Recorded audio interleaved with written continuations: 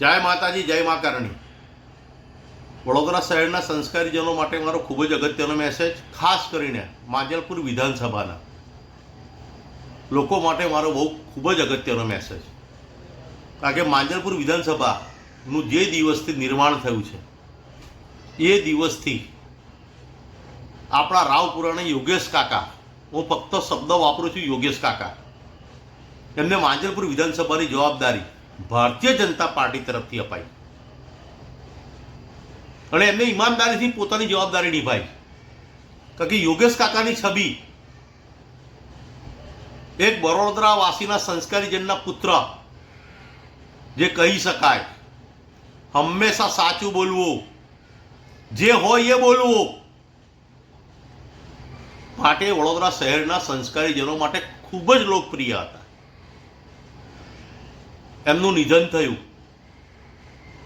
પણ એમને મળતા પહેલા આપણને સવા મહિના પહેલા એક વાત કહીને ગયા, પગ પૂરીઓ ઘૂસી ના જાય એનું ધ્યાન રાખો. બીજો શબ્દ થયો તો રોક શકો તો રોક લો, આ શબ્દ થયો. તે છતાં છાણીની ફેલ સતીશ પટેલ આપણા માંજલપુરમાં ઘૂસી ગઈ. ઓર્ડર કઈથી આવ્યો? દિલ્હીથી આવ્યો. વડોદરાનું ભાવિ, અને તે પણ માંજલપુરની લાગણી અને ભાવના તો માંજલપુરનો નાગરિક જ જાણી શકે. એ ગાંધીનગર કે દિલ્હી નક્કી કરશે. હું આવતીકાલે જઉં છું સ્પષ્ટીકરણ લેવા માટે આપણા વડોદરા શહેરના અધ્યક્ષ માનનીય આદરણીય જયપ્રકાશભાઈ સોની પાસે, કે આ કઈ રીતે ચાલે, આવી અમારી શું મજબૂરી? અમે રાજકીય પ્રયોગશાળાના ઉંદર છીએ? અમે ભારતીય જનતા પાર્ટીને માન આપીએ છીએ, લાગણી કરીએ છીએ, પ્રેમ કરીએ છીએ, એ અમારો ગુનો છે.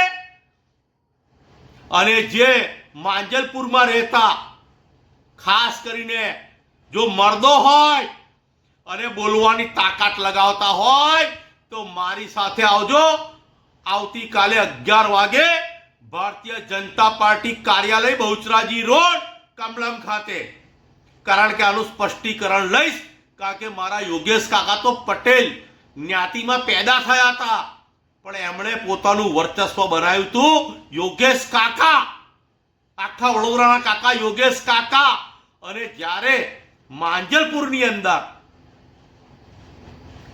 ભારતીય જનતા પાર્ટીના સક્ષમ ઉમેદવાર રહેતા હોય અને એમણે કોંગ્રેસના જ્યારે ભલભલા બાહુબલીને હરાયા હોય અને જ્યારે મળતા પહેલા યોગેશ કાકાની લાગણી અને ભાવના ના સમજી શક્યા હોય, તો અમારે ફક્ત ને ફક્ત વાંધો છે બહારથી આવેલા ઉમેદવાર, એમાં છાણી કોઈ બી પગ પૂરી ના જોઈએ. અમારી યોગેશ કાકાની ઈચ્છા પૂરી કરવાની છે, પગ પૂરી ઘૂસવા દેવાની નથી. જો માંજલપુરના વિધાનસભામાં રહેતા ભારતીય જનતા પાર્ટીના સૈનિકો, કહું છું, હું તો કાર્યકર નથી કહેતો, જો તમને માંજલપુર માટે લાગણી હોય તો સાચા માટે આ મહેન્દ્રસિંહ રાઠોડ સાથે આવજો. વડોદરા શહેરના અવાજ તરીકે આવજો, વડોદરાના અવાજ તરીકે. હું તો જઈશ, હું તો જીવીશ ત્યાં સુધી લડીશ. બાકી તમે શું કરશો એ મને ખબર નથી.